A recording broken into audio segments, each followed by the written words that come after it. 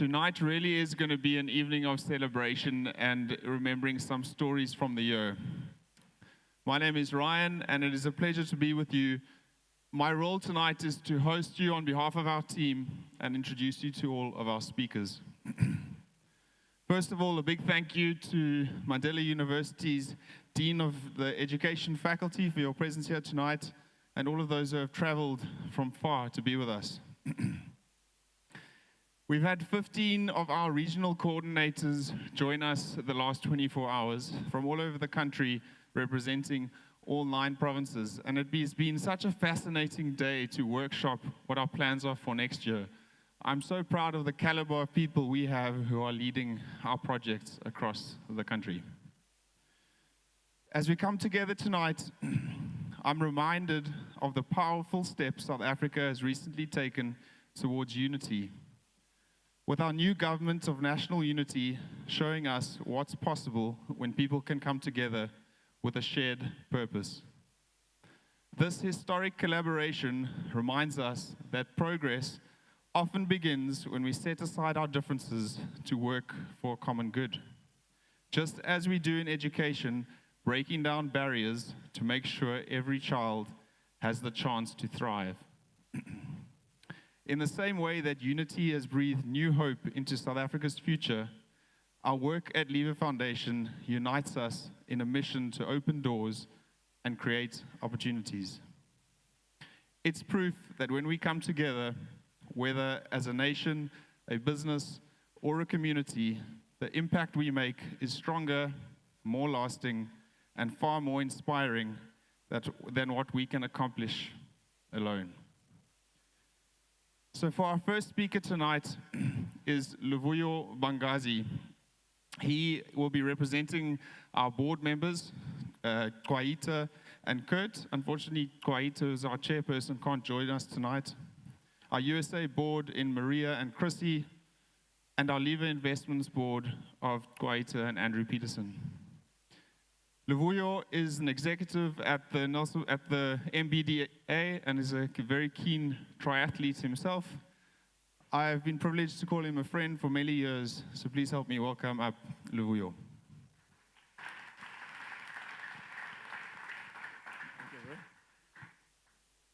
I can get up, huh? Triathlete. Good evening and good late afternoon, everyone. Thank you, Ryan, and thank you for the opportunity. And if there's any protocol to be observed in my line of work, I would normally say all protocol observed. I speak here on borrowed time. Kwaita is our chairperson on the board, and myself and Kurt are additional members. Where's Kurt? Is Kurt here? Honestly, though, it's a privilege and a pleasure to serve on a board of such importance, or an organization of such importance that has such huge impact, not only in South Africa, but also across the world. We are a group of 3 volunteers, and Ryan, as a CEO, doesn't really take too much of our time, except for a couple of meetings a year. But really, our role is a governance structure.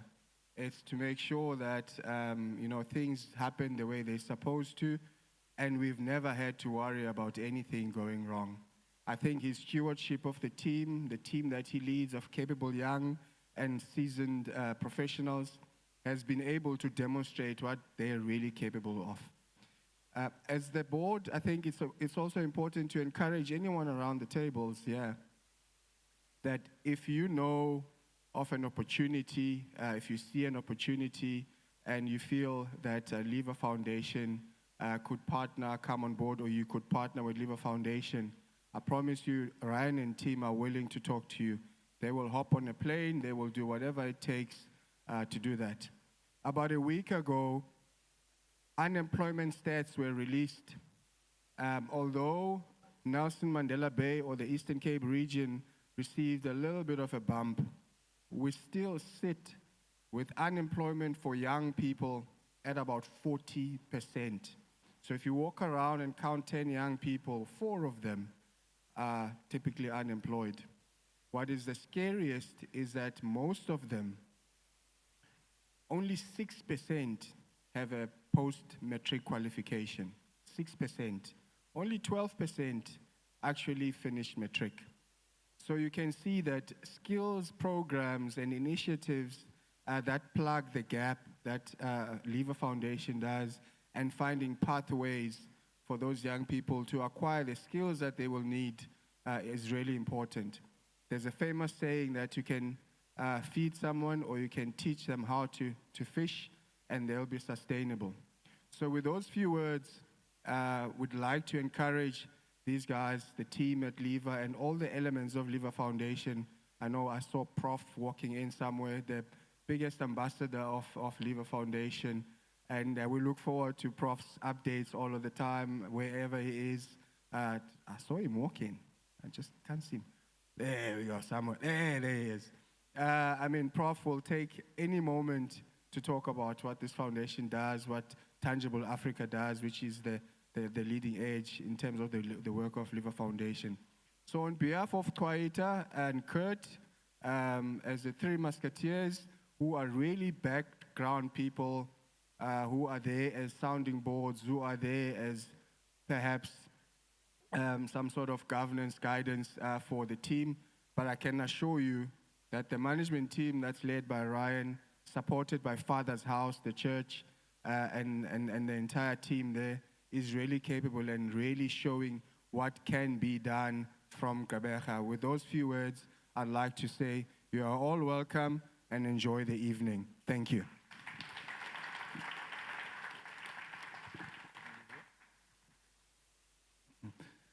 Thank you, Luvuyo. I'll take a moment to just think about those stats of unemployment. I think you said 46%. That means that it's pretty much more common not to have a job. Isn't that crazy to think that it's more common not to have a job? Anyway, it is one of the things and stats that drives what we're doing. So tonight, we are going to talk about our 4 flagship programs. That's Red Band Academy, Work for a Living, Tangible Africa, and a new program we've adopted this year, the Retrade Project. But there's a golden thread that runs through all 4 of these projects, and that is we want to help to enter people into the economy. We want to affect those stats. So there's some impressive stats you'll hear today and some impressive stories.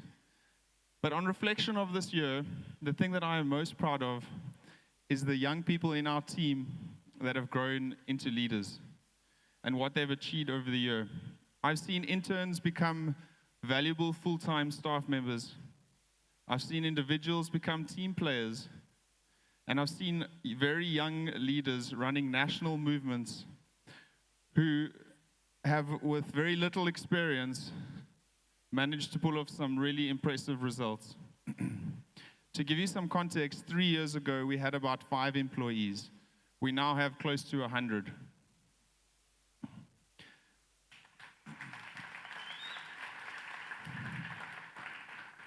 So at the end of the evening, please take a moment to go high-five them, celebrate them, pat them on the back as I introduce them each to speak. Our Red Band Barista Academy and Work for a Living program were the first programs we launched back in 2014. The idea was we believed that making coffee was cool, and it was a cool job, and that we could rewrite the narrative, what it means to be unemployed and find an entry-level job. Since then, we have trained over 600 unemployed people to become baristas, and thousands more have found employment through our other skills programs. We have 5 Red Band Academies across South Africa, 1 in Uganda, and in this city we have 5 coffee bars and a coffee roastery.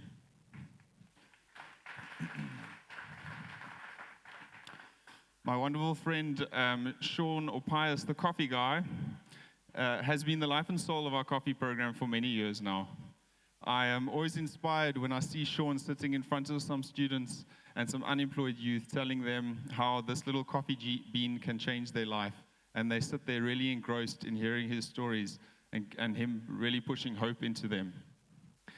Sean was the person who was doing all the barista training in the beginning. He trained every barista that came from our program.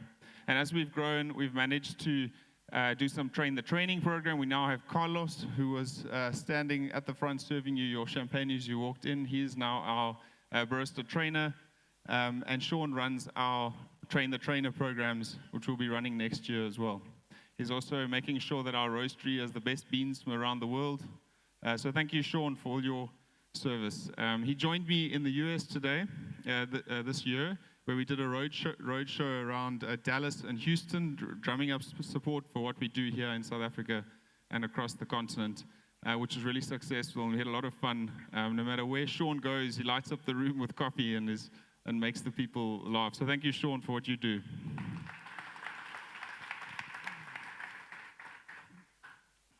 So part of our process is a job center. We have a non-profit recruitment agency where many companies employ people from us, entry-level positions from us here at Leva Foundation. How it works is people will go through our first course, Work for a Living, which really teaches people how to arrive on time and have a good attitude. And from there, we link them up with many employers. Grace is our fantastic facilitator who started with us many years ago. She took a break for a while, and I'm so grateful she came back this year. Our Work for a Living Center has really thrived, and there are so many people finding employment. The stats are actually quite incredible. So, Grace, thank you for joining us again.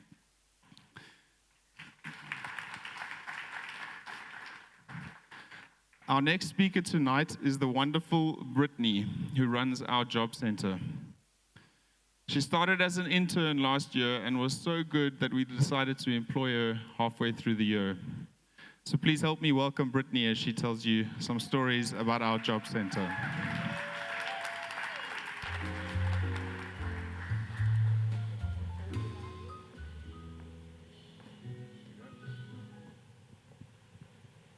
Good evening, everyone. My name is Brittany, as Ryan mentioned, and today I'm honored to be speaking about the transformative journey that individuals embark on when they enter into our Work for a Living and Red Band Academy. These initiatives are more than just programs, training programs. They are actually gateways to a better opportunity as well as a brighter future. Imagine struggling to get that first step into the working world, but nothing is working out. Countless rejection emails from companies because you don't have the necessary experience or you also don't have the necessary qualifications. Here at Red Band and at Work for a Living, we try and change that dynamic by making the unemployed person more employable by offering them skills. At Work for a Living, we offer individuals a chance to build their CV by offering them soft skills such as merchandising skills, cashier skills, office admin skills, and Microsoft Office skills, and so much more. This allows them to build a CV that no company will overlook. We also provide them with tools necessary to conduct themselves in an interview, as well as a tool to help them enter that economy by being an entrepreneur, their own boss. I can confidently say that this year alone, Work for a Living has employed so many people. From July to this month of November, we employed 20 plus individuals, and that's something amazing. And they actually come back to us and they can't thank us enough. Mama Grace gets countless messages on WhatsApp thanking us for the job and the work that we put into these individuals. And if you've been drinking a cup of coffee at Seattle or at Vida E or any coffee shop, chances are you met a Work for a Living student that took that step further to become a Red Band graduate student. At Red Band, we train individuals everything they need to know about being a barista. From espressos to cappuccinos, we teach them all. Imagine coming in and only thinking the only way to make a cup of coffee is by pouring Coffee or Nescafe into a cup, boiling water, and shaking that milk a little bit just to get foam. That's what they think. But they walk out of the Red Band course knowing so much more about making a good cup of coffee. These programs make individuals way more confident these programs make individuals more employable and confident to own the job that they enter into. I want to share 2 stories quickly with you guys before I head off. This past Saturday, I met an individual that finished their work for a living and took that step further to becoming a Red Bank graduate. She is actually running a coffee bar in Seattle, Lorraine, right now, and she can't thank us enough. When I saw her, she had the biggest smile on her face, and that made me smile. On Sunday, Christelle, one of our HR and finance managers, she ran into a work for a living graduate at Sunridge Spa. And she had the biggest smile on her face too. She was telling Christelle actually this, exactly like this, that she started the work for a living course, and immediately the next month she got a job at Sunridge Spa. And that's amazing. So thank you, Mama Grace. Thank you, Carlos. Thank you, Alistair, for everything that you're doing. And thank you, Leva Foundation, for the impact that we are having on these young individuals' lives. I'm so proud to be a part of this team. Thank you.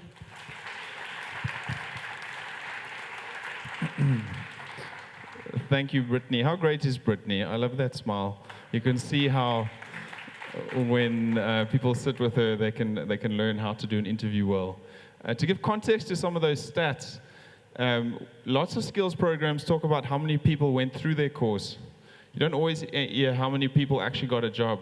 So I'm going to spell that out for you. In July, 32 people found employment because of our course, not did our course. In August, 19. In September, 21. And in October, 23 people went from complete unemployment to finding a job. I think that's incredible.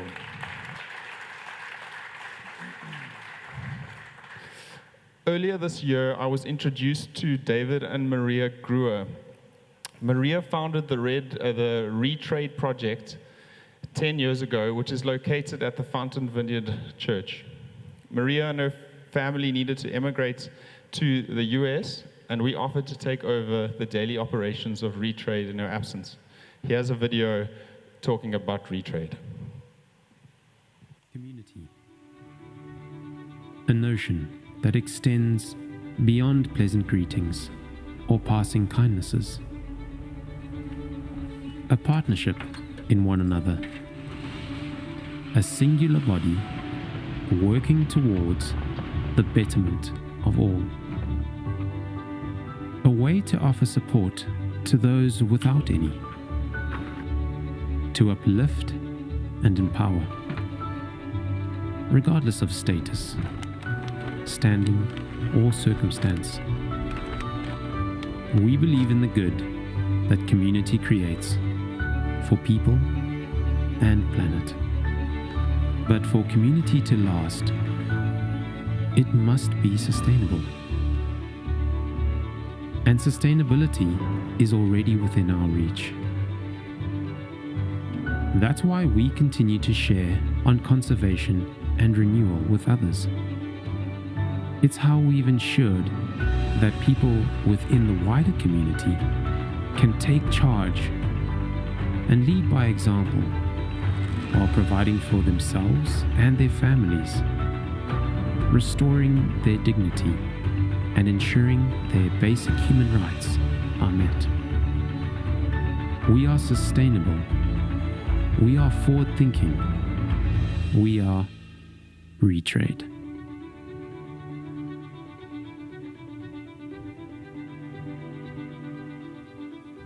Our trading program helps people in need provide for themselves and their families. Traders collect recyclable waste like tins, plastic bottles, cardboard, white paper, mixed paper, and other items. They use this recyclable waste to enter our bartering program, where they can exchange the recycling they collected for basic items such as food, clothes, shoes, blankets, toys, and toiletries from our trade store. We need your help to stock our trade store to provide for people who take the initiative and add value to our community. We are Retrade, a non-profit powered by volunteers.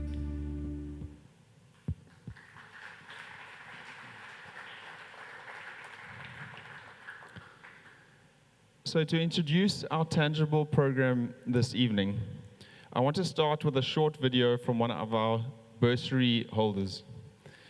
He is on his way to becoming a software developer.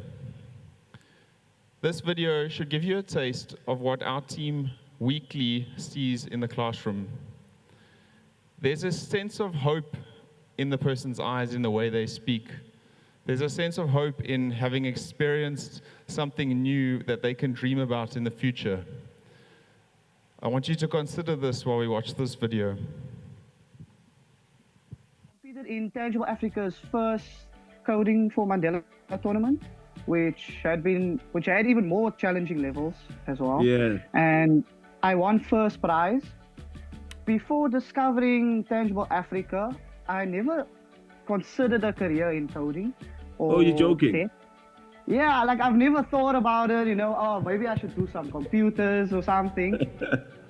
But yeah, the thought just never came to my mind.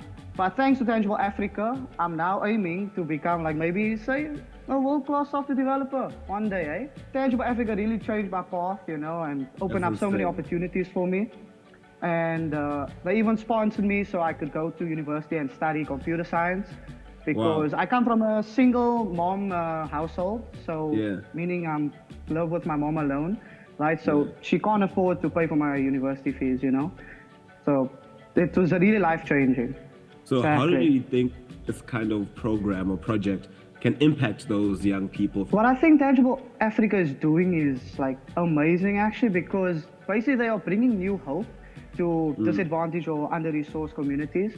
The concept of unplugged coding is brilliant because firstly, it's cost effective, right? Yeah, so instead of needing a lot of computers to teach programming, which can be very expensive, they've created a game which only needs a smartphone. So I've attended a few Tangible Africa's Coding for Mandela events in Cape Town, and I've seen how much smiles they are bringing to young learners.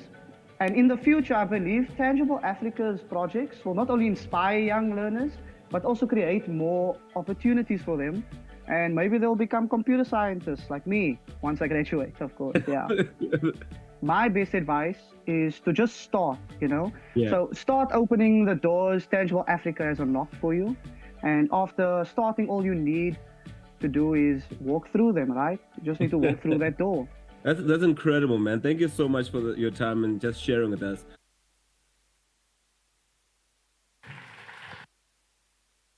How infectious is that smile? I think it's so cool to see that someone who wasn't thinking about going into software development saw Tangible and suddenly found a career. Earlier this year, Prof. Jean was invited to do a TEDx talk in Stellenbosch. Prof used a phrase which I want to highlight, one of Mandela's phrases, which is behind me on the screen. I won't read it out because we all know those, but he paraphrased the quote. From Tangible, we have seen a son of a factory worker become a computer scientist, and a daughter of a seamstress become a data analyst. Once the video was published on TEDx and on YouTube, there was a comment that was left afterwards. And this comment I want to show you, and it brings goosebumps every time it's seen. This is someone who wrote on the YouTube page, "A bricklayer's daughter becomes a software developer. I am the daughter. Thanks, Prof. Graham, Carol, and the team."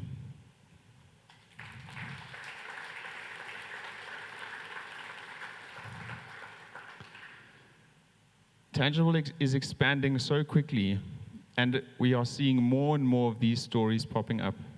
Someone's life was touched by playing a simple game at a school and changed their life forever.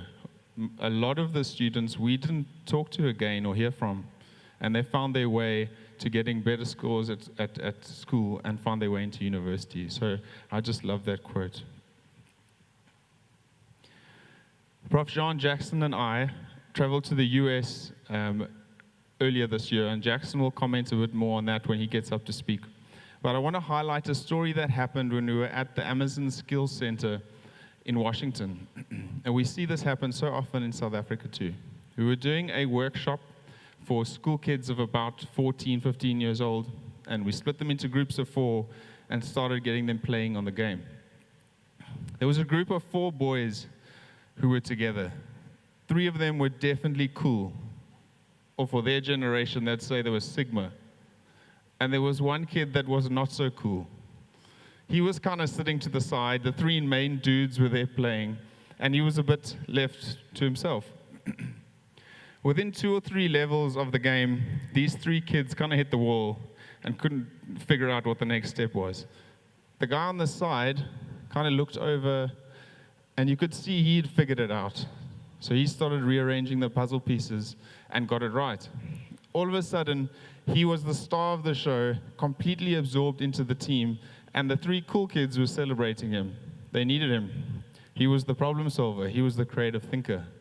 We see this story happen over and over again, and what it reminds me is that we are identifying a new type of talent.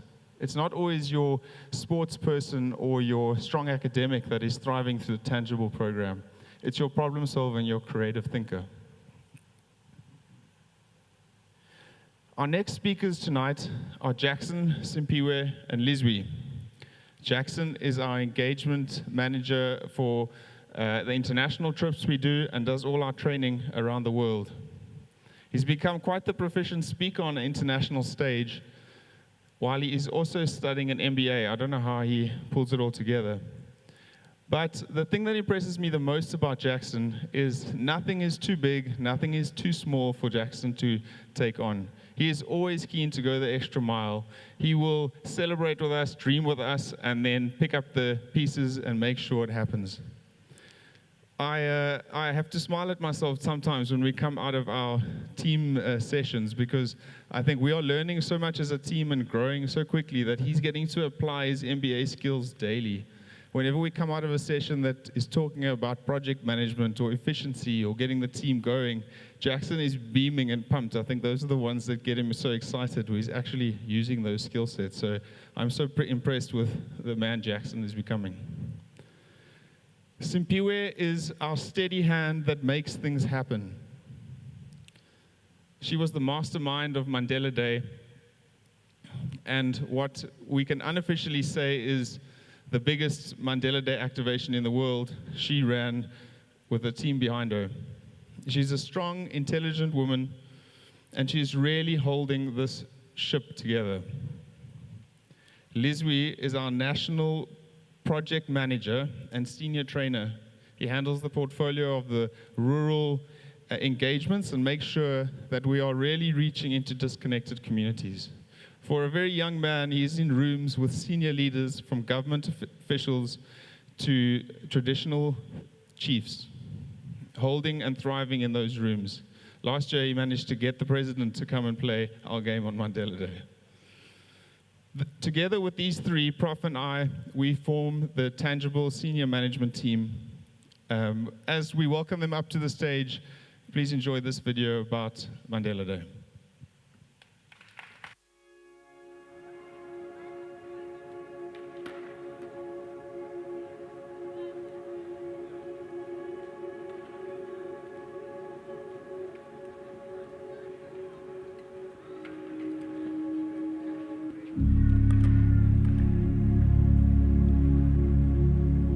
Mandela Day obviously represents so much of what South Africa has stood for the last 20 years. And Amazon, having been in South Africa for the last 20 years, I think it's a fantastic opportunity for us to actually be part of the community and actually invest in this beautiful country that we have.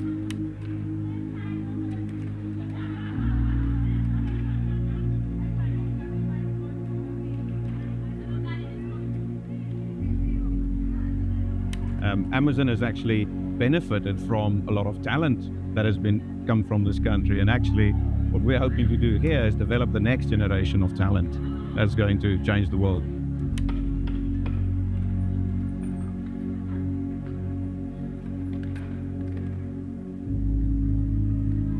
Seeing the kids play with the puzzle pieces from Tangible Africa, and actually in a playful manner managed to learn things about logic and about reasoning and problem solving, some of those core building blocks that you need for not just computer science, but for life, to be successful in life.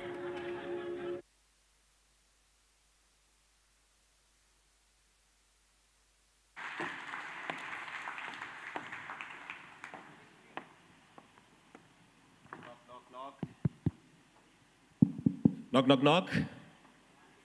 Okay, I don't have a knock, knock joke. I just wanted to make sure everyone's awake, everyone's alive. Good evening, everyone. My name is Jackson Chabalala, as Ryan mentioned. And you know those moments when you have a visiting speaker and the person says such lovely words and you're awkward next to the people around you, like, yeah, that's you, that's you. So thank you for those kind words, Ryan. And my focus today is just to speak about the people who are next to me and how much they have come up and just are leading the space, and find out what are some of their insights from how the year has gone. That's a reflection of 2024 when it comes to the tangible part of Leva Foundation. So onto my left, I have Simphiwe Mahakwe with me, and she'll be speaking about amazing things regarding just running the team and being a boss lady and making sure I pick up after myself. And Lizwie on the right will talk about how we always hide in the corner and do nothing and wait for the team to do the rest of the work and come up when it's time to be on the stage and say, guys, we did a great, great job. So that's just the setup so you know who you're really talking to this evening. Does that make sense? All right. So just a few questions. Ryan was speaking about how much expansion has happened this year when it comes to tangible and how much we've grown, those numbers about Mandela Day. So Lizwie, I'll come to you first. We heard about the work that you do in rural development and just expansion across the country. So as Tangible has grown and expanded this year, what are some insights that you can share that you've experienced or moments that you've seen and what's really been happening across the country? Thank you so much, Jackson. Good evening, everyone.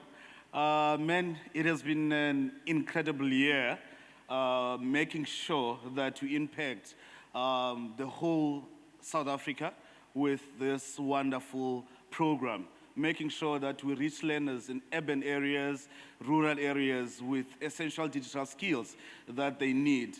We've partnered with the Department of Education, a lot of organizations, NPOs, companies, making sure that we are empowered and we get that momentum to go to those regions. And it's amazing, man, how we have been growing and meeting a lot of people that get the buy-in and run with the program. Currently, we are sitting with regional coordinators in all 9 provinces of South Africa. We have here Smith. We have Ricardo from Western Cape, which they joined us this year. We also have Mr. Stolle from Limpopo, and he's also our regional coordinators, and all those people that I'm talking about are professionals. Mr. Stolle is a principal in his school, and they're doing wonderful jobs, reaching thousands and thousands of learners, and also with the backup of the department and the partners that we've met, more especially in the Transkei region. We've seen traditional leaders, chiefs, supporting this program, making sure that we get to those mountains where you find out there is literally no network. And you know, sometimes you would go to those areas with a hired car, just a small Polo, and then you come back with a lot of dents and punchers, and Prof will be shouting at me. But man, in all that actually gave us a momentum and empowered us to make sure that we impacting those learners. We're making sure that this program reach all the corners of the country. That is incredible. Wow, wow, wow. And I'm so sorry to be this awkward person, especially to the people I'm going to do this to. But the reason we are in every province of the country, in all 9 provinces our work is being done, is because of our regional coordinators. And they are here in this room today. So if you're a regional coordinator, could you please just stand up where you are so we could just recognize you for the work that you've been doing the past year? Someone stand up so that others can be encouraged, and we're going to clap for you. Thank you so much, guys, for coming in. The work that you do is absolutely incredible, and we really, really, really appreciate you. You may have your seats. So they've come for a regional coordinators conference and a gala dinner. So they are here. They never stop working. They never stop pushing the mission. And as Leslie mentioned, these people are running their own organizations or have their own full-time employment, but the love that they have for the community has been incredible to see. So you've mentioned where we've been, and you've mentioned who's been helping us in those areas really to have impact. But Simpiwe, as we spoke now, these regional coordinators, they have organizations they have to run, they have jobs they have to go to, and ourselves and Prof are saying, guys, you have to go there, you have to go there, you have to go there. There's always something to do. How are they getting all of this done, and what are we doing to support this?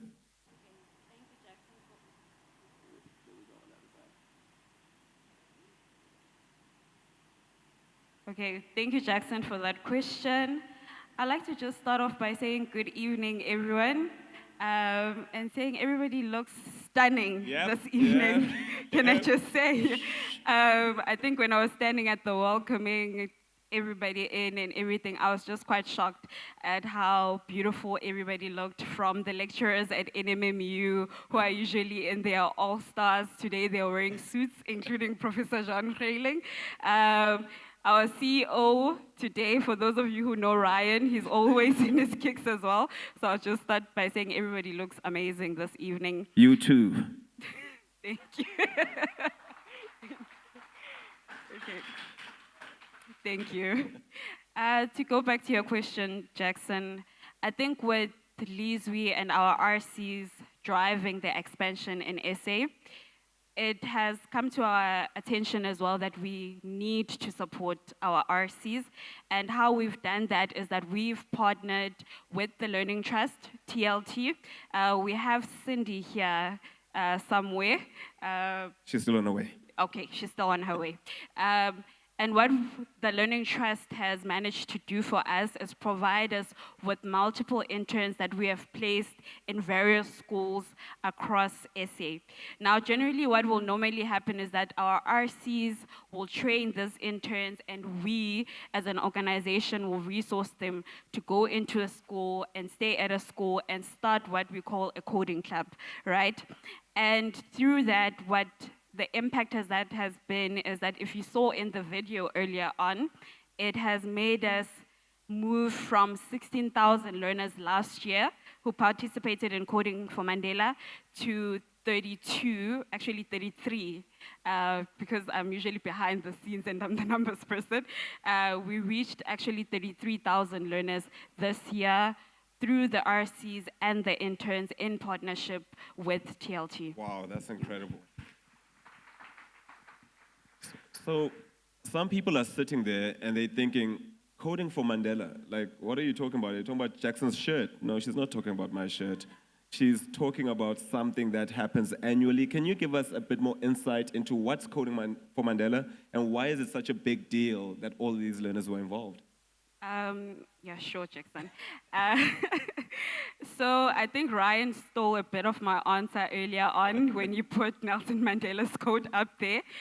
But just picking up from that is that Coding for Mandela normally happens annually on the 18th of July, just to celebrate the legacy of Nelson Mandela.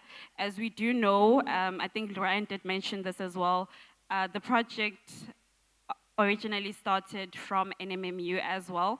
So on that day, we celebrate the legacy of Mandela. It initially started with 90 minutes. The coding tournament goes longer lately because obviously it's a lot to handle. But also what happens on Coding for Mandela is that various kids come from various areas.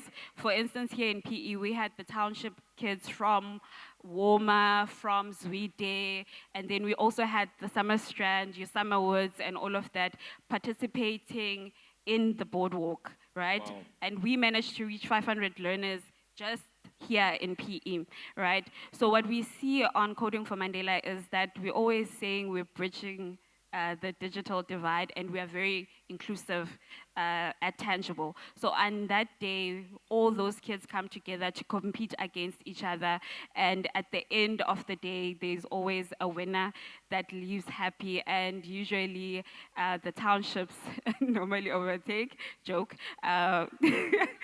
But yeah, so that's what generally Coding for Mandela is, Jackson. Thank you. Thank you so much, Simpiwe. That was great. And yeah, the work it was amazing. If you were at the boardwalk on the 18th of July this year, you would have seen a tangible takeover. And that's going to become an annual thing. And if you Google Mandela Day, what we need to do is make sure that a tangible logo shows up. We're going to make that happen. I don't know with who, but we're going to find out. And to close off, you guys have spoken greatly about Tangible and what Leva has done in that space. But I want to know personally, in this journey that you've been on, you interact with a lot of people, or you've seen a lot of things that have happened. What has been a key moment for you, or a highlight, or a memorable moment for you this year that you've experienced? Both of you, actually. I'll ask this and you can share with the team. We'll start with you, Lizwi, and then we'll close off with you, Simpiwe. Thank you so much, Shex. And I like that you're saying this year, because I was going to start from, I will do though. The highlight for me, it's the commitment that I've seen from the regional coordinators. It's an amazing thing to witness people so invested in doing wonders with the program. And also, I would like to share a nice story about someone that I met in 2019. Asanda Sima. Unfortunately, she's not here. In 2019, I was doing my first year, IT software development. I then met with Prof. She introduced me to this program. Then during December holidays, I was, that's me there. If you can look at the picture, it's me there with the white shirt. It is Lizwi. I can confirm that is Lizwi. It was during December holidays.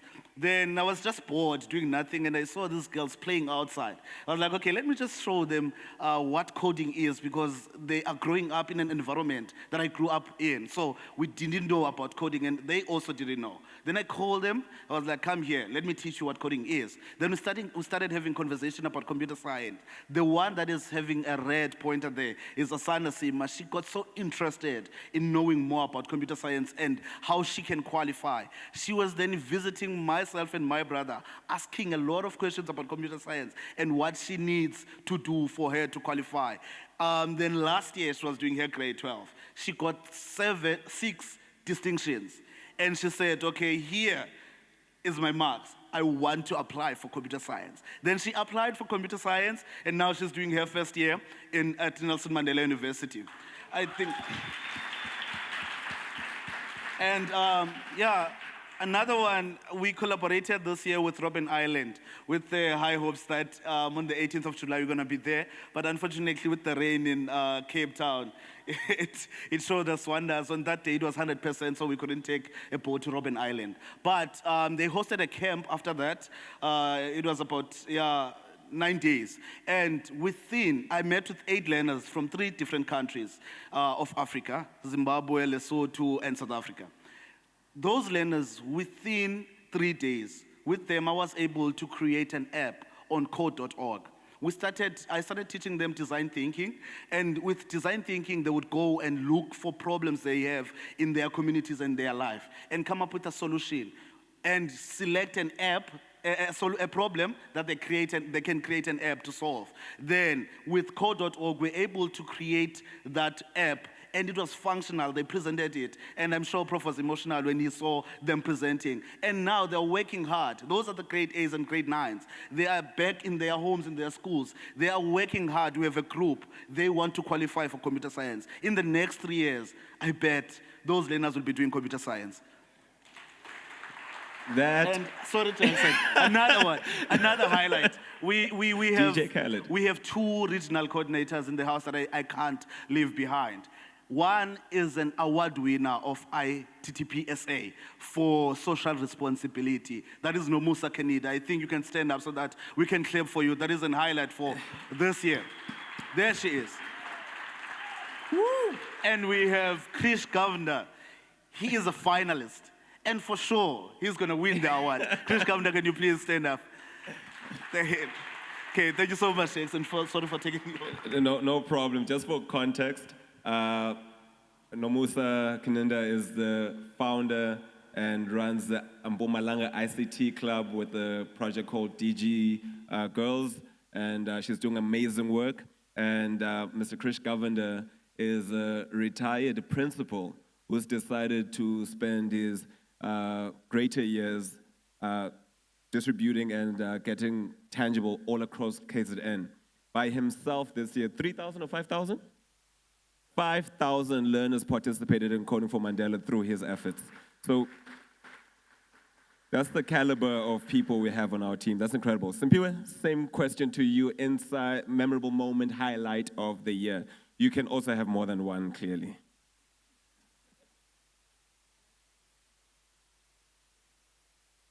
Thank you, Jackson. Okay, it's on. I think my response is a bit biased, but what had happened earlier on this year, one of our TLT interns, I'm feeling like it's the Nomusa show today, but one of our interns that were in Mpumalanga and their RC was Sis Nomusa, there's Mpumi there. Nompumelelo Kesa had been an intern last year, and she was running coding clubs in Mpumalanga. She got into NMMU to study education. Not everybody ends up in computer science. But when she got to PE, she had come to see me this year. And when she shared her story, she said to me, Piwe, I knew I wanted to study education, but I did not know what kind of educator I wanted to be, right? I took a gap year to figure that out. Your program put me in the classroom with different age groups that helped me determine what kind of educator I wanted to be. Nompumelelo is currently at NMMU studying education in full foundation phase. Nompumelelo is also here with us tonight because Nompumelelo also runs coding club still while she's still studying at Excelsior. And that's her at Excelsior here in PE, still continuing because I think she believes, like we do, that this program brings hope to kids. And she wants to duplicate that everywhere she goes. And obviously my bias comes into play because I'm not from PE, I'm not from Gqeberha, and I'm from Mpumalanga. So for me as well, meeting a young girl from Mpumalanga who was bright-eyed like me when I came to PE was very touching. So I dragged somebody all the way from Mpumalanga to PE with me as well. So, and then my second one, thank you, Lizzie, for opening that up for us. My second one was that 2 weeks ago, sorry, this makes me a bit emotional, but 2 weeks ago, I went with Lizzie and Prof to go to Port St. John's. We had a tangible metric academy this year there, and that's obviously with the efforts that Lizzie has put forward to go expand in the Transkei region. When we went to Port St. John's for a celebration for the tangible metrics that were there, when we were handing out the certificates to the learners, the first learner was a young girl, and she walked out and she cried. And then a couple came up, and I thought she was just being emotional. And then a couple came up, and I saw a group of boys as well go out to cry. In that moment, I realized that sometimes we take advantage of how prize givings are important, because in those kids, I saw kids who believed that they had already matriculated. I saw kids that believed that through our program they could make it and they had a future, right? And then I thought that was the highlight, and then the principal got up and he said to us, when Jessie, who's one of the RCs who ran the program there, when Jessie came to our school and told us that you guys wanted to start a tangible metric math academy with us, we thought you guys were looking for the high-performing kids. But you took our entire grade 12, and what that did for us is that it moved us from a 30% pass rate to an 80% pass rate. Thank you. And when I left there, because I'm always in the office, let me just lead with that. Jackson gets all the fun trips, I stay in the office. But when I went there, and what I left with from that is that when you're in the office, you just see numbers. You don't really see the impact that the program has on kids. We changed an entire school's performance rate through this program, and I do believe, like Lizu believes, that those kids will be somebody's tomorrow. And we have, like Prof always mentioned, activated economical participants in the future. Thank you. Thank you so much. I hope if you're sitting in this room, you are inspired and seeing the great work that's being done with Tangible, whether you're supporting us through your funds, whether you're supporting us through work, whether you're supporting us through liking a post, sharing a post, being a regional coordinator. This wouldn't happen without the people sitting in this room. Okay, maybe some of y'all don't participate. I'm just joking. This wouldn't happen without the people in this room today. So I just want to thank you, Cynthia. I want to thank you, Liz. Can we put our hands together for the incredible people we have as part of our team? I think some of the guys are coming to grab this. So what's going to happen is, I can't see, Ryan, I give this back to you? All right. So what's going to happen is, everyone knows I love a show. So I just had to stay on stage and get to chat, because this is the only time I get to work. Everything else is just fun times. There's going to be a video. So we've spoken about the national and the South African impact of the year. But Tangible Africa this year has gone international. And I want to speak about what the world has been experiencing with what this project from Gqeberha has been doing. So let's watch a clip real quick, and I will be back on stage.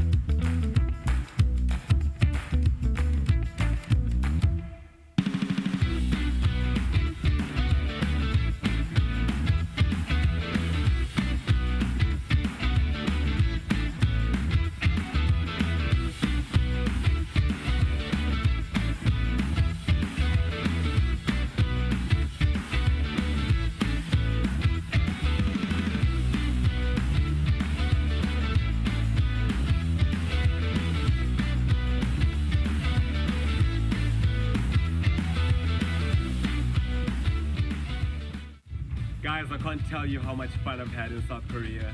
We were here invited by Really EduTech and the team from AWS and Communities for Girls Tech Day. Tangible was the coding product used for the tournament, people had fun. I had fun. I spoke a little bit of Korean. 안녕하세요, and I hope that is still correct.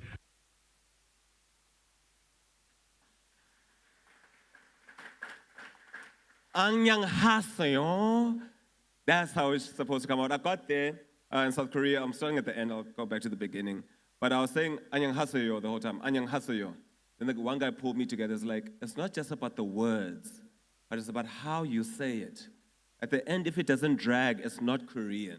So if I'm speaking today and there's some drags in my words, I've just become Korean with an extra tan.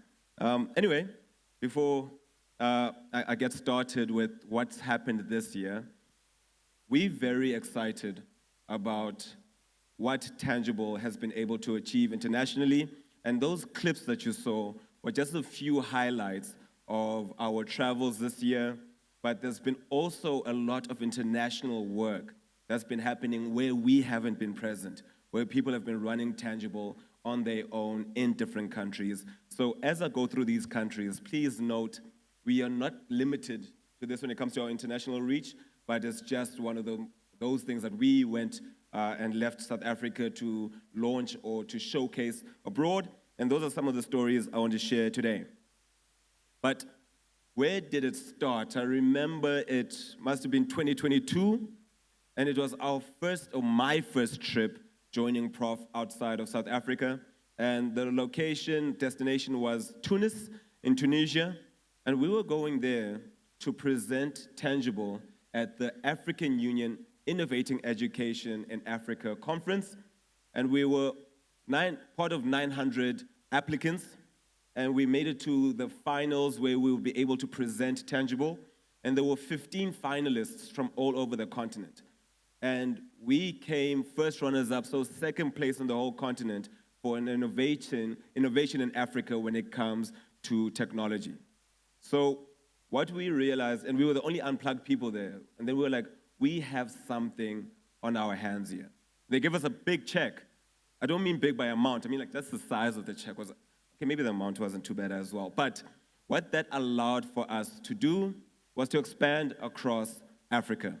And our work last year, we went from Ghana, and we went to Kenya, we went to Uganda. Even Liz, we got to go and be with some of the people from the Maasai tribe, where they got to experience Tangible coding.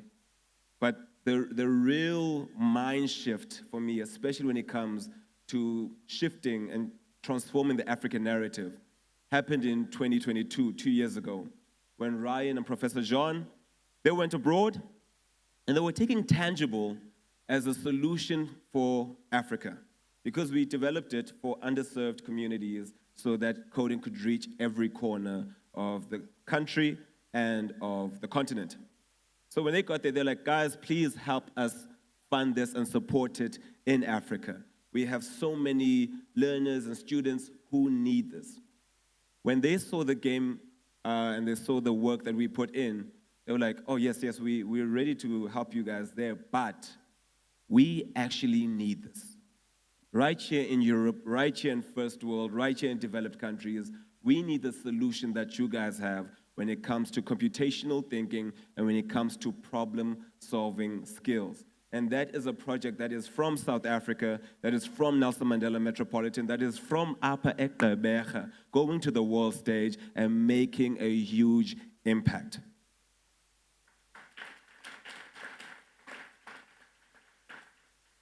So that was just the seriousness. Now I get to talk about the fun stuff.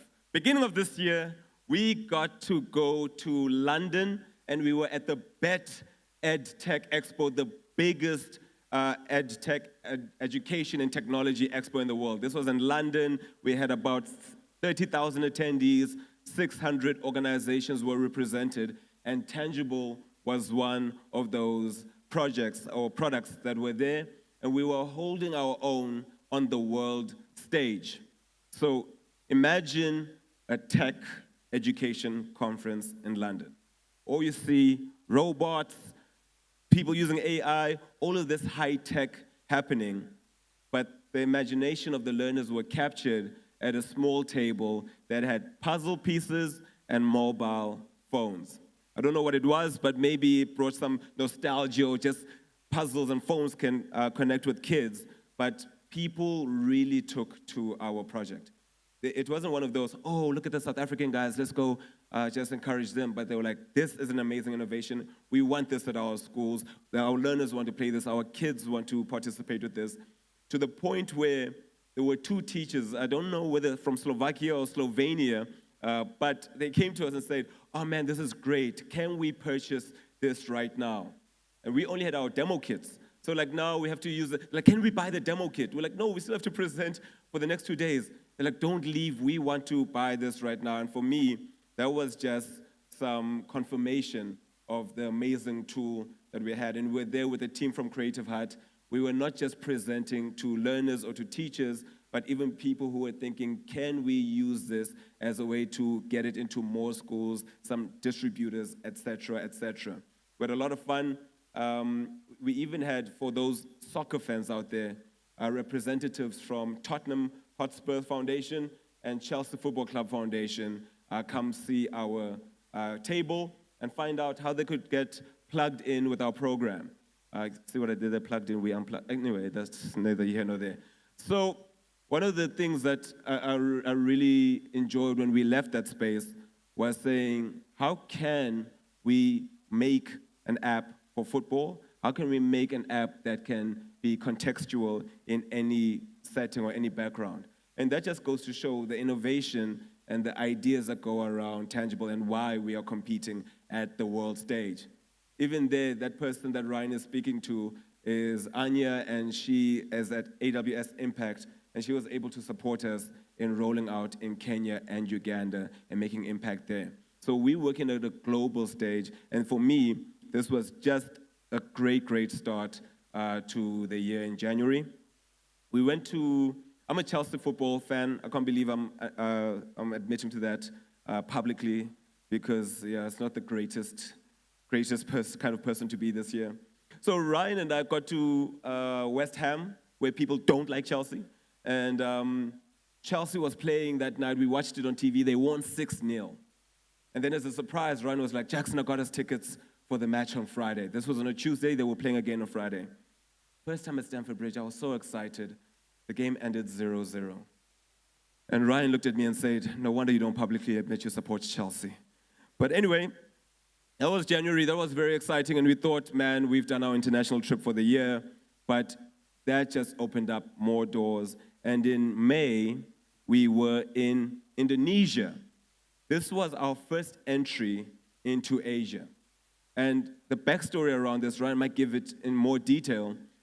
He went to a conference in Finland and met someone from Indonesia, and that person wasn't supposed to be there. And that person was like, I like what you guys are doing. Ryan didn't know what would come from it. In May, a few months later, after the Finnish trip, we were invited to Indonesia, and this was one of those moments. I know this is work. I know we've been doing great work, but I was like, man, we're actually really serious. And the reason why I thought this was very serious was we translated all our educational material into Bahasa, the Indonesian local language. Our puzzle pieces, our lesson plans, even to the point where our app was translated into Bahasa. You can just imagine, as an Indonesian student, how it felt for them to play a game that was speaking in their language. And that's the kind of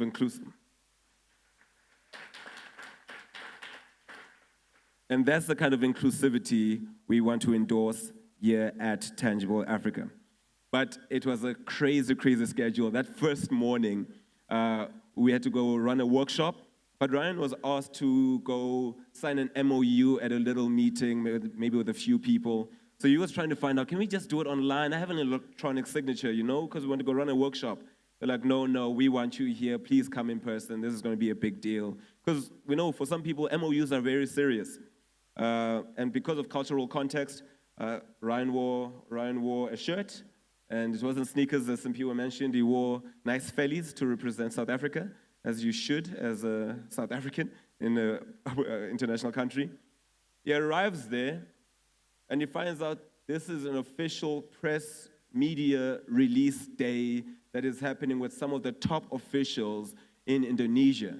He's basically in one of those parliamentary level buildings with big business people, big nonprofit people, and we were shocked.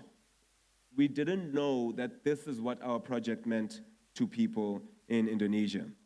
So those were one of the highlights. So if you Googled tangible in Indonesia that day, you'll see Ryan's face on a newspaper and an article in Indonesian that we couldn't read that spoke about the work we were doing. On the other side, I was running a workshop with one of the AWS partners, and they were really enjoying it, and they were like, we want to take this everywhere. And you can imagine just the hype that Ryan and I were feeling. And we ended the day late, get back to the hotel. The next morning, 4 a.m., we have to wake up. Indonesia is a big country. It's the 4th largest country in the world. I didn't know that I would have to fly 3 hours in a country to just another city. So we took a 3-hour flight. We landed in Aceh. We went to go drink coffee out of a sock because it's an experience, a cultural experience, as Prof would like to mention. That was the first time I realized Ryan wanted something sweet in his coffee. He was like, no, can I have some caramel or something here to help me out? And then 2-hour drive to our next place. It was about 34 degrees. It was very hot, very humid, but we were so amped. We did a workshop immediately, and then the initial one was from Jakarta, the capital of Indonesia, to Aceh. That weekend, to Bali, enjoyed a little bit of Bali, back to Solo the next day. We had to fly out at 5 a.m. We land at 7, do a workshop, be hosted at 11 p.m. We're back at the accommodation. You're falling asleep, 4 o'clock you're up, you taking a train for 2 hours to the next city. And I think I was just living off adrenaline and a lot of Indonesian coffee. But it was just the excitement that people were willing to embrace us. We did 4 cities in 2 weeks, and that was one of the presentations that we had where all of those learners were just super engaged in the project we were doing. So that was Indonesia in May, and then I was like, okay, it's May, middle of the year now. I can't imagine that there's many more of these trips to do. But what we had been planning since the beginning of the year was saying, how can we get involved with a racing-themed game? How can we get involved with the Grand Prix? And then it came July, and then July, we actually started off, this is how I have to start the story off. We started off in Addis. You would have seen Ethiopia there. And so what happens there is you fly in, and if you have a connecting flight, they book you in at a hotel. What we didn't know is that you have to stay at the hotel. We had a meeting with a big organization there, and they're like, no, it's either you leave straight to the airport or whatever the case may be. We decided to walk out. Some people follow us. Prof will promise you that we were put in front of a firing line and that he was about to die because Ryan put his life at risk, but that didn't happen, and he appreciates me for keeping him alive. So it's a pleasure, Prof, that you're still alive till this day, even though that all happened in an imagination. That was great. But then we landed in England, and we were at Silverstone at the British Grand Prix. And what were we there to do? We were there to showcase our new app called Speedstars, and this was a racing-themed app about getting your Formula One car or your racing car, because Formula One is the brand name, to the finish line. And the learners absolutely enjoyed it. Their parents liked it. There was a kid who stayed, it must have been more than an hour, Prof. Probably an hour and a half. His parents had to leave him to go do everything else, and had to come and drag him back home. And that's just how the young people feel about our game. We had some guys from 11 and 1 go with us. We had Sean and Greg there, and it was so much fun to see how relevant we were. There's Lego happening in the corner. There's F1. People are excited about all these things, but tangible always just so happens to grab the attention of so many people. So that's Creative Heart, our partners there. Amazon was there. Ryan got to watch the finals where Lewis Hamilton won, by the way. I'm not going to tell you where Ryan was watching the race from, but he got to hug Lewis Hamilton's mother when he won.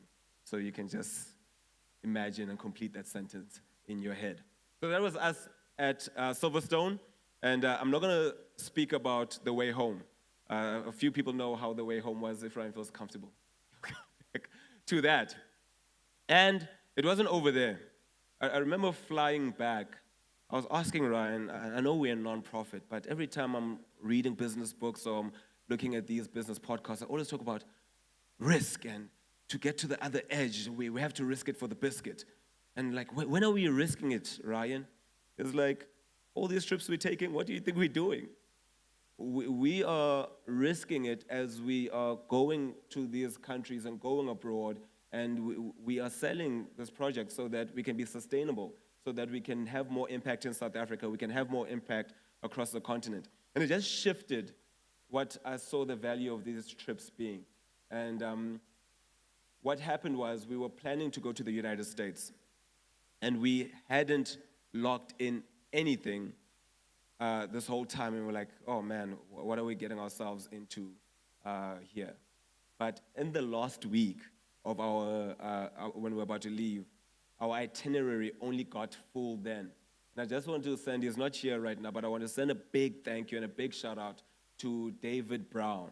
He is the VP of compute at AWS, and he's a local boy. He's from Gqeberha. He studied at Alex. He went to Nelson Mandela University. He was in Prof's class, and he's one of the examples that he's now in Seattle leading a huge, huge part of Amazon's portfolio. And he was like, guys, I know that you're on your way. We're going to open up Seattle to you. So I think it was, we can go to the next one, must have been in August. We are in the United States of America, and we went to the Amazon offices. And we were treated so well, we were hosted so well. And one of those things that I'd never experienced. You know when you watch these American movies and you see a Suburban or a Lincoln, one of those big SUVs. And that's what came to pick us up at the airport. The coolest part about it, it was a guy named Nikolai, a strong Russian man who would not allow you to put your own bag in the car, not a chance. And Prof was like, you know when you get into a car and then you move up for the other person to sit next to you? You're like, no, that's your spot. You sit there. And Jackson, you go to the other side. You sit there. Whatever you guys want, you get. And then we get to the Airbnb that we got for ourselves. So they probably like, who are these guys? Like, are you Bob? Shame, the old man almost had a heart attack. It's like, what's happening here? You can imagine a South African Afrikaner man and a South African young black guy getting out of an SUV coming into your house. I'm like, yeah, we're going to be here for the next week. They might not know what's going on. But we had a really great time. We were in the AWS offices, and we weren't just doing work with the junior coders or the young people there, but we were actually doing workshops with the senior managers of AWS. And they were totally taken by our project. They were like, some of them were leaders in India, and they're like, we need to get this to India. And they played the game. And they didn't play for 5 minutes and say, okay, cool, what's business? They played and got up, I think, to level 15 and 16, and they were so competitive, and people were finding out who won. And that just showed me that even in the States, because you know when you watch a movie and the world is in trouble, it's usually a city in America, and they consider that the world. So the world was saying, hey guys, we need this in our schools. And not only the coding workshop or the coding session we were allowed to do there, but they even gave us a boardroom for the day and said, whatever you guys need to get done, whatever work you need to do, you can be over here and just get some work done. We were expecting like some fancy whiteboards that were AI and you could speak and they'd write themselves, but they gave us a normal whiteboard markers and a rag to wipe things off. We weren't too impressed. But anyway, the views were amazing and the people were just so welcoming. And we were able to do workshops at the AWS skill centers, both in Seattle and in Washington, D.C. And we've also done workshops in the skill center in Cape Town. So there are only 3 AWS skill centers in the world. And Tangible has done a workshop at all the AWS skill centers that are in existence. And I think that was a really big highlight for me as we were there. And then we were off to Dallas. Ryan mentioned it a bit earlier with Sean and some of the team to introduce Red Band and see what networking can be done there. But in Dallas is where we had our first official school workshop, where we were at an actual school, and the parents were even there to experience the coding workshop, and they thought it was brilliant. One of the insights they gave us was saying, we are tired of our learners just being in front of a screen. All they do is computer games, all they do is PlayStation, all they do is that. We love that this has digital immersion where there is a phone, but they also get off the screen and they learn problem solving, they learn to play puzzles, they learn those kinds of traditional games that the parents used to like. And they were like, we want to distribute this across the state. And even one of the principals endorsed our project and was saying that we're going to purchase a kit, and if it works with us, we will motivate all the other schools to do it as well. So that was the United States, and that was very exciting for us. And yeah, we went to go see some big partners as well, and a lot of conversations are happening about how we can work in the United States. And then lastly, was where I was 3 weeks ago. We got an opportunity to go to South Korea. You know, usually when I hear the word South Korea, I'm like, they don't need technology from anyone else. They have everything, they know everything. There's no ways we would have any relevance there. I thought I would have learned by now, but still the same thought always exists. I'm like, really, are we here? And they were running an AWS Girls Tech Day. AI was there, they had big speakers, but they said our coding solution, our coding program for the day will be Tangible. And Tangible was in South Korea, and we were able to run a coding tournament for 200 girls from 12 schools in a great region with partners there from really EduTech, and people just loved us. I was told that they were going to try to touch my hair and my skin. That did not happen. Maybe I was in a different part of the country. I don't know if I was disappointed or not. I don't know how to feel about that. But this is just some of the engagement that the learners had. And we also translated our coding material, a lot of work from Alistair and Cameron and team to make sure our coding material, and from Roslyn, and our apps are in Korean as well. And I was just so excited about that, and it really has such an impact that we've had globally. And finally, we spoke about Coding for Mandela earlier. And what we're going to do on the 5th of December, we're going to have a Coding for Mandela World Championship, where it's not just South African or African schools participating, but learners from Germany, from Ireland, from Sweden, from Finland, from Bosnia, from Greece, learners from all over the world will come on a Zoom call and will compete against each other, because Tangible has made coding a global sporting event that any learner from any background can enjoy and celebrate. Thank you very, very much. Thank you, Jackson. Jackson is really doing well on the international stage. As you can see, I gave him 8 minutes, and he took 28 minutes tonight. So he's really enjoying being on the stage. But thank you, Jackson. We've had so many highlights this year. Our final speaker for the evening, before we get into some food and wine, is Professor Jean Kruiling. I've really gotten to know him well over the last 2 years with all our fun trips and travels we've done. And Jackson might make the F1 sound all fancy, and particularly when he's doing his TikTok, Instagram stuff, which is always him by himself. It's never me or Prof in the videos. I don't know if you ever noticed that. But it looks all fancy, that F1 trip. And my hat goes off to Prof because we're a little bit younger than him. And we weren't in a fancy hotel. We were in a tent that was like you could barely sit in the middle of the raining London mud with no showers. So we did that for 4 nights. And in between that, did some cool stuff at the F1. On the last night, we decided we had enough of this rain. So let's go book into a hotel because our flight the next morning is at 10 a.m. So we leave, we get to Gatwick late in the evening. There are no hotels with a room, not one. So what did we do? We still camped, but on the floor at Gatwick Airport. Even Prof, which was, anyway, it's not all glamour out there. But Prof, you're such an inspiration to me. How you go about life, holding yourself. You warm every room you're in. Through all the ups and downs of Tangible and your real job at NMU, you carry it all so lightly and with so much humor. You stay calm and relaxed, while at the same time dreaming so big, even when things are spinning. So thank you for being you. We really appreciate you. Before you join us, we have a little surprise for you. So, in the middle of Mandela Day, I'm going to ask the teams to start joining me on stage, please. So I don't do this for myself. But in the middle of Mandela Day activities, which is a crazy time of organization, a couple of weeks before that, Prof has this idea that we need to do a flash mob dance. Now surely that just says enough about Prof. So not only did we have to do a dance, but we had to produce our own song for Tangible. So because Prof and every student he has been around wants to help him out, he found a student to produce us a song for Mandela Day.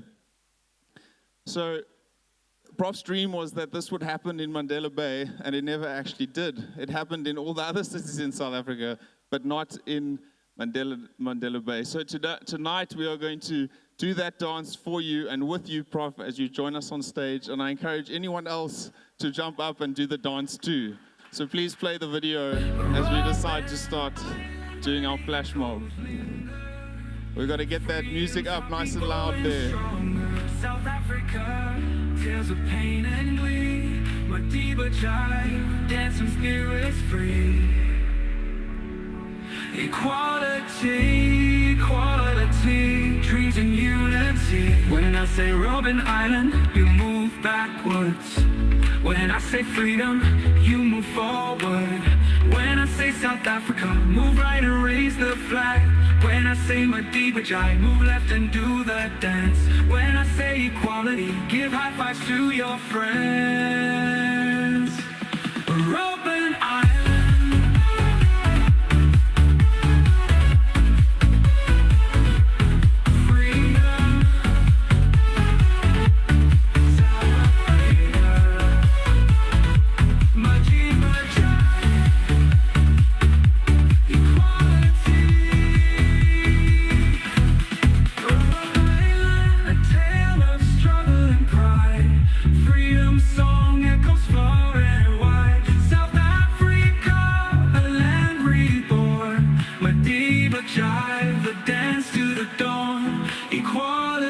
Hand in hand we're strong. When I say Robben Island, you move backwards. When I say freedom, you move forward. When I say South Africa, move right and raise the flag. When I say Madiba jive, move left and do the dance. When I say equality, give high fives to your friends. Robben Island.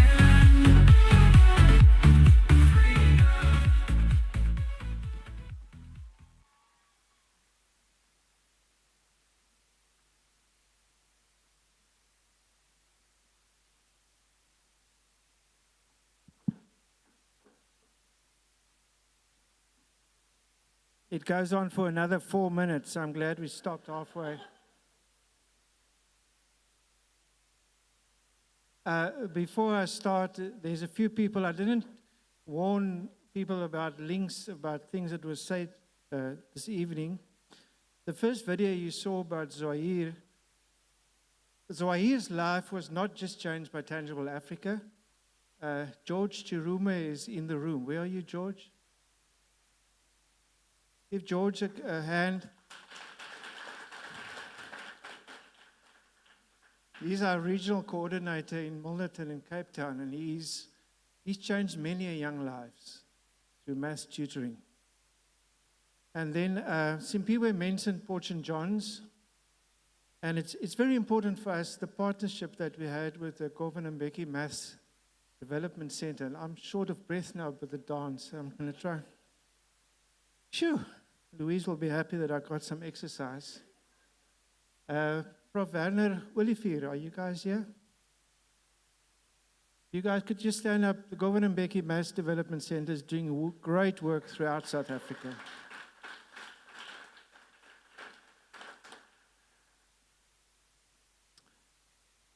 I've given my talk's name, the title of the butterfly in the Amazon.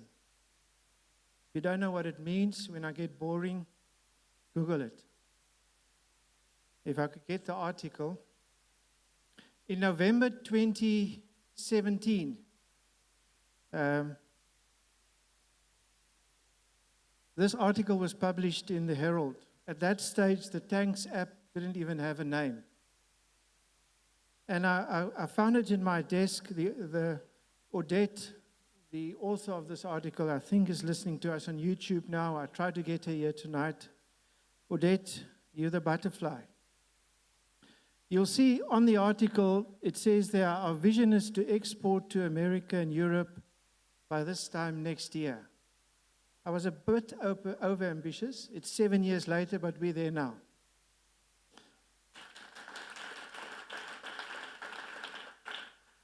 This article was published in November 2017.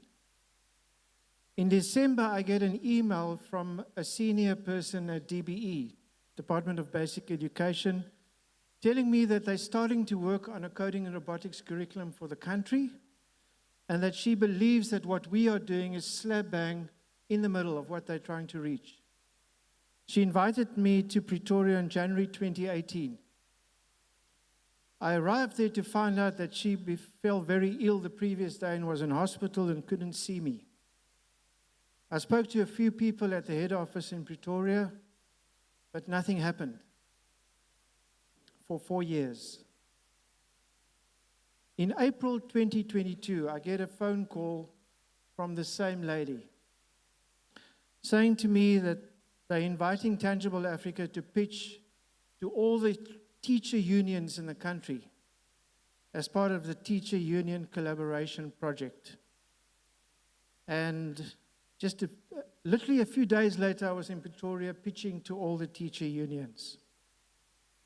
Lisby reminded me the other day that our first physical meeting was with Satu at the Oliver Tambo Airport, flying back to PE. And on the trip between Pretoria and the airport, Jackson and myself came up with the name Tangible Africa.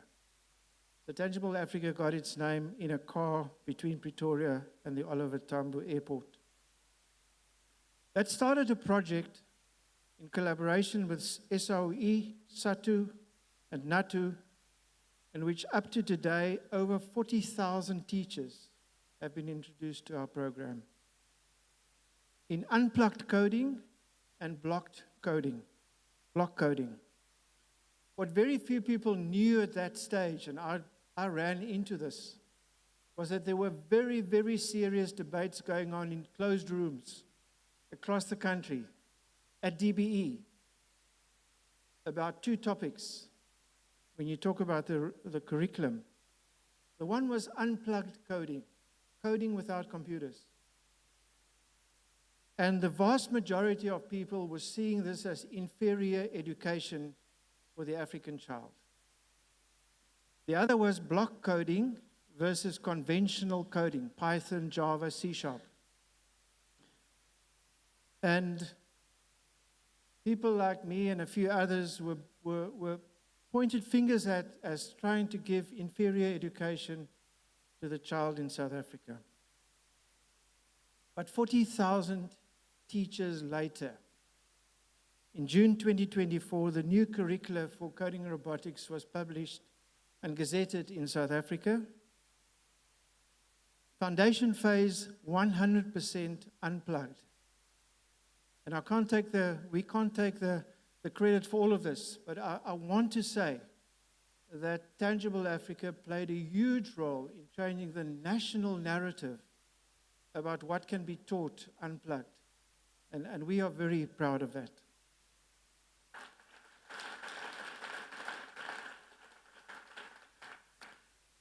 And the intermediate and senior phase curricula were gazetted.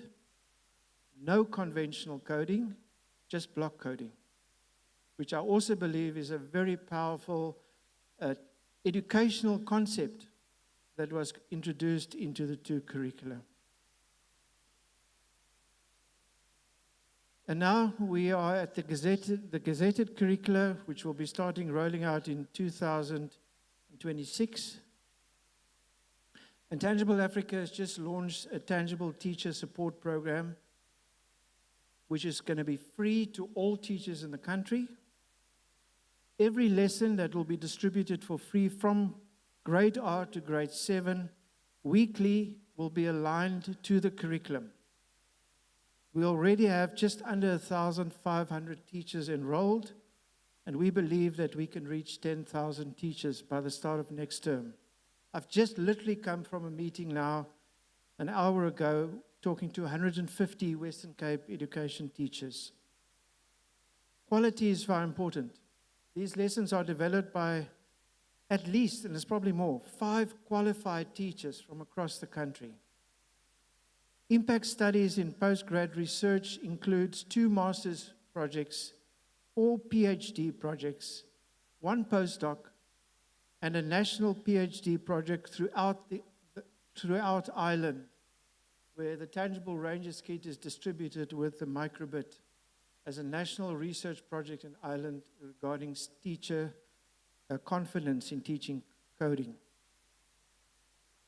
I believe that we've succeeded in doing a low budget, no budget qualification that does not intimidate teachers, but which is of a very high quality. In the article, The Butterfly in the Amazon, I mentioned in the first paragraph, or Odette mentions it, that we want to shape the future of the next generation. And you've met some of them. There's a specific photo I want to show you from last year's Gala dinner. And I knew I would get emotional.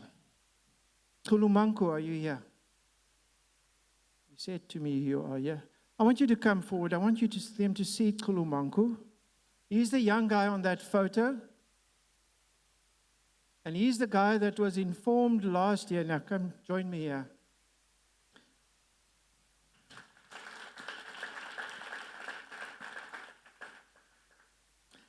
I mentioned him at last year's conference, Gala event, and directly after the event, the Jobson family, and that's them informing him that they would sponsor his studies for all his years at Nelson Mandela University. Kulumanku is now finishing his first year. Kulumanku, I want you to stay on stage because we're going to invite someone to the stage that doesn't know that she'll be invited. Erin Beeling, could you please join me?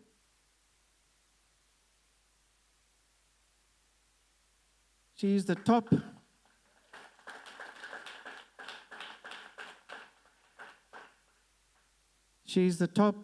learner in grade 9 at Alexander Road. That's correct, huh? David Brown, Vice President of Amazon, is currently sponsoring 3 young learners out of his own pocket to study at Alexander Road. And he WhatsApped me this morning, that was after midnight in Seattle, and said I must invite Erin to tonight to inform her that he will be giving you a full bursary to study the next 3 years at Alex.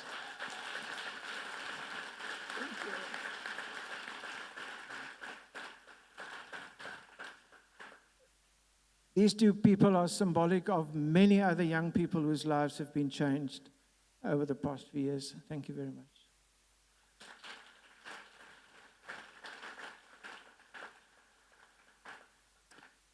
In the article, I'm also very ambitious to say we want to have an app in the future that can allow us to develop new games as we need them and to develop new levels so that we're not stuck to 30 levels every time we play tanks or rangers. And we've just launched our progressive web app that allows us to generate new games very quickly. In the past, it would take 6 to 8 months. It can now take less than a month. And the first big a game that we developed is our Silverstone or racing app. And I love this video that was produced at Silverstone.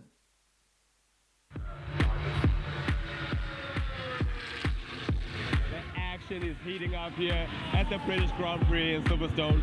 And that's where Tangible is. And we're showcasing our new racing game, Speed Stars. And you can hear the stars speeding right next to me. And the reason for this is to show that we're going global, that coding can be fun.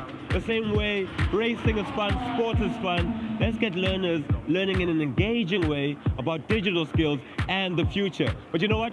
Enough about me. Let's get back to the race.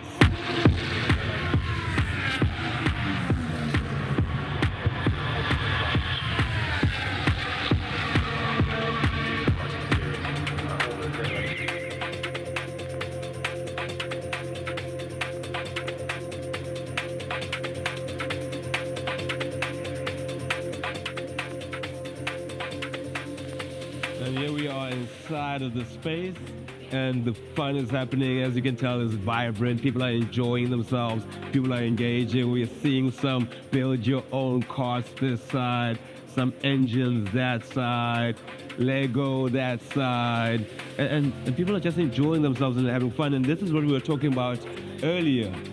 Tangible showcasing Speed Stars at the British Grand Prix in Silverstone. It's crazy, it's insane. And look at this, we've got the team here with us. Everyone's having a great time, everyone's having fun, and it's all about fun, right? It's all about engagement. So stay tuned, the future's exciting.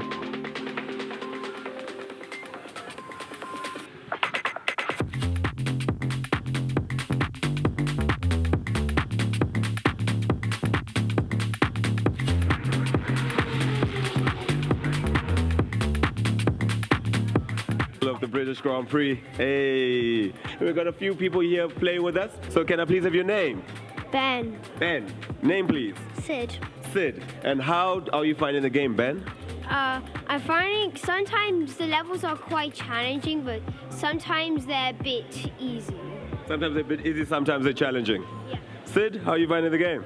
It's pretty fun, and some of the challenges are really, really hard, but some of them are like easy and you can do them. You skipped all the way to 25, huh?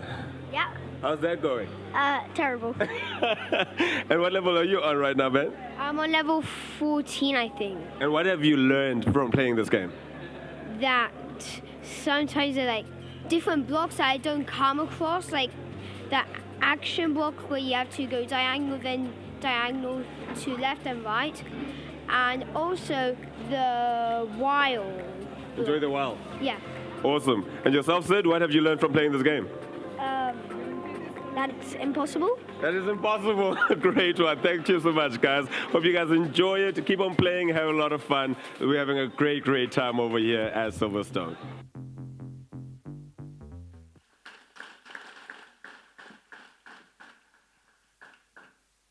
Ryan was humble not to say it, but he spent the afternoon of the Grand Prix in Lewis Hamilton's official box, sitting next to Lewis's mom and his sister and his manager, everyone except Lewis.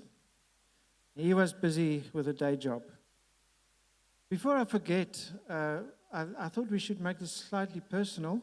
I just want to congratulate Louise Greyling and her husband on the birth of their second grandchild this week.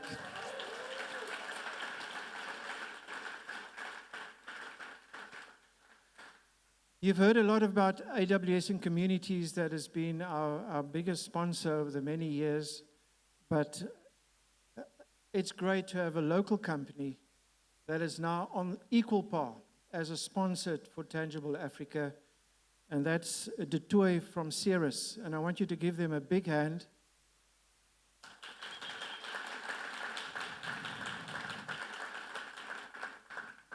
And I want to call Johan up to come and help us hand out prizes, real big checks to some of our school learners that are with us. If Johan could join me, please. Where's Johan? Oh, here you are. And if one of the HQ team could bring the checks forward, please, and if we can get our PowerPoints going, because I didn't write down the winners, so hopefully the PowerPoint will help us. The tour has been a great sponsor this year for Tangible Africa in more than one way, but they're also the first corporate that has their name linked to an app, the Juicy Gems app, which has been used for numerous tournaments during Mandela Day and various others. And I think the prizes that have been given out during these tournaments linked to the Juicy app is somewhere between 50 and 100,000 rand. So a big hand. They've given much more. That's just the prizes I'm mentioning, but a big hand to Detroit for that. And now for the big checks. Okay, Jackson, you're going to help me as they come up. If we can get the first slide. Okay, so in October, we had a tournament with the SOE.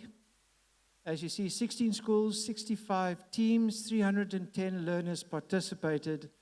And we're going to call up the winners as the slides come up. The next slide, please. Okay, so the winners were for the winning team, the winning school. That was a school with the top 4 teams, won 7,500 Rand. And the winning team, who's going through to the World Champs on the 5th of December.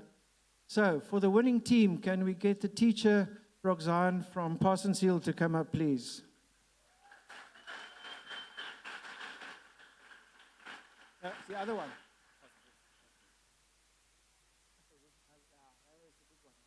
Not that one. Parsons Hill. Roxanne, where are you? Are they coming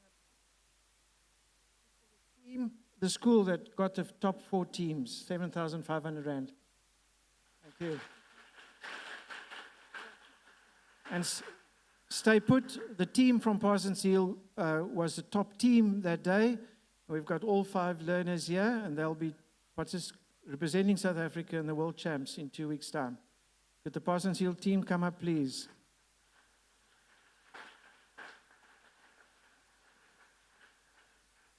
And I think, I'm not going to join you for this photo, there's too many people.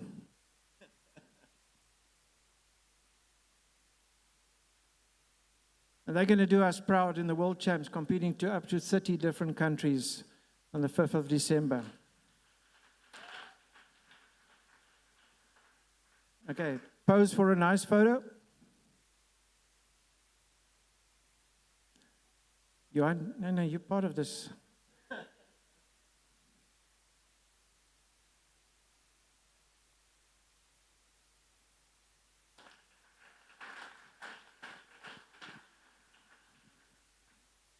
You can keep it, yeah. It's not real, the money happens differently.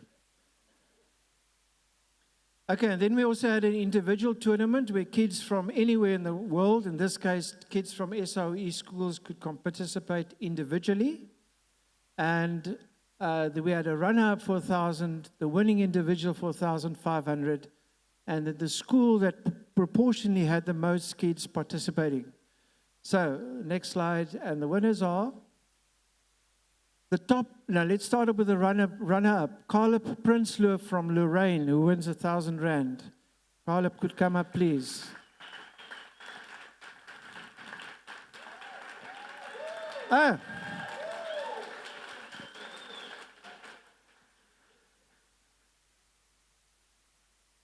This guy competed with kids up to matric, eh?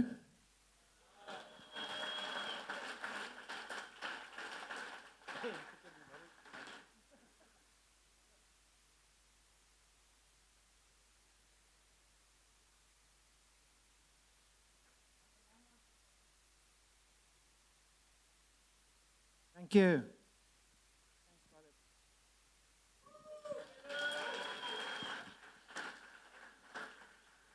I think the Czech is taller than him.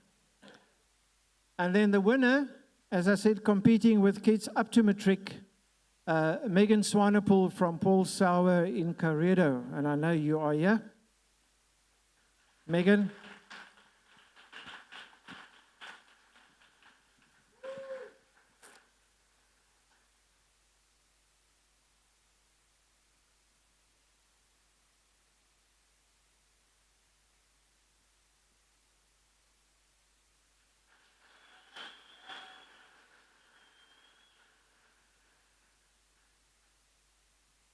I'm trying to not to talk while they take a photo. My wife always gets angry at me. The school that proportionally had the most kids based on the size of the school, also Paul Sauer from Caredown, and the teacher is here. If you could come forward, please.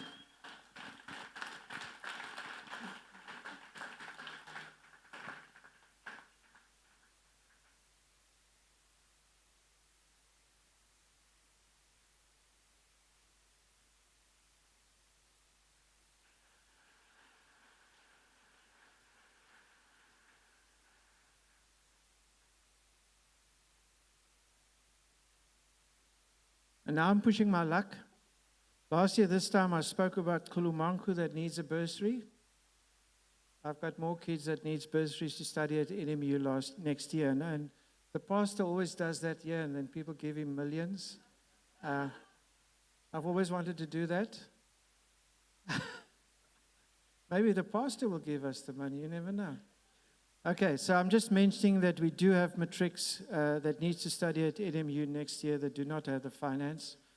Just a side comment. Thank you very much. Back to Ryan.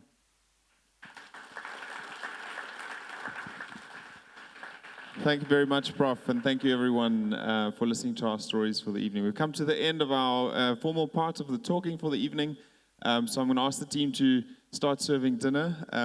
But a big thank you to everyone who's put this together, Simpiwe, Christelle, Sibongile, the team. You've really made everything happen. It's amazing, so we really want to thank you for that. If you'll give me the chance to quickly say a little prayer over the evening and for the food, I really appreciate that, and then we can enjoy ourselves, so spend some time mingling. So if you please close your eyes. Lord, we just want to thank you for this city. We want to thank you for these people, and we want to thank you that when we all come together, we can really make a difference in our country and in our world. We really pray that this room steps forward as they into the next year, and that you bless them as we go forward. So we pray this in Jesus' name. Amen. Thank you, everyone.